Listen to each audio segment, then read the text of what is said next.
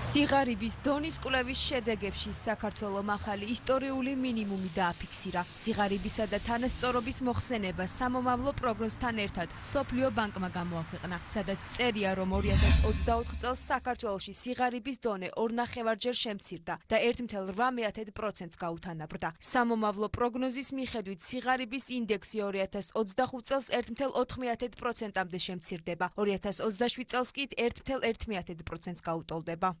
სამივე მაჩვენებელი საქართველოში არის ახალი ისტორიული მინიმუმზე და გაუმჯობესებული არის მკვეთრად და არის პროგნოზი 2027 წლის ჩათვლით, სადაც ასევე მკვეთრი და მნიშვნელოვანი შემცირება იგულისხმება სიღარიბისა. მაგალ ეკონომიკური ზრდით, ძლიერი სოციალური ეკონომიკური პოლიტიკით საქართველოს შეძლებს და რა თქმა უნდა სიღარიბე დაიძლება ქვეყანაში 2027-2028 წლისთვის საქართველოში სიღარიბის მაჩვენებელი მკვეთრად შემცირებული.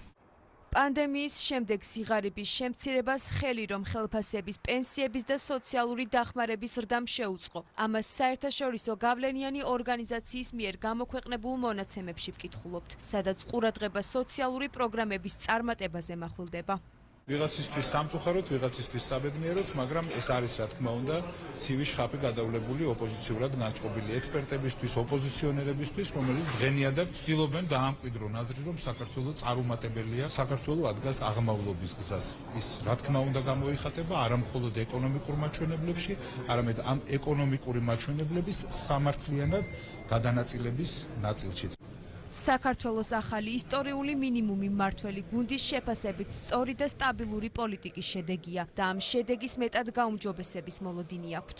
2012 წელს, როდესაც საქართველოს ხალხმა კოლექტიურ ნაცმოძრაობას უთხრა უარი ისტორიულ მაქსიმუმზე იყო სიღარიბის ვარსკვლავად ყოფი ადამიანების რაოდენობა. ქართულ ოცნებას ძალიან მძიმე მემკვიდრეობა დახვდა მათ შორის ამ კუთხითაც. საქართველოს ეკონომიკას ქართულ ხალხს მოუწია რომ გადაეტანა არაერთი ეკონომიკური კრიზისი.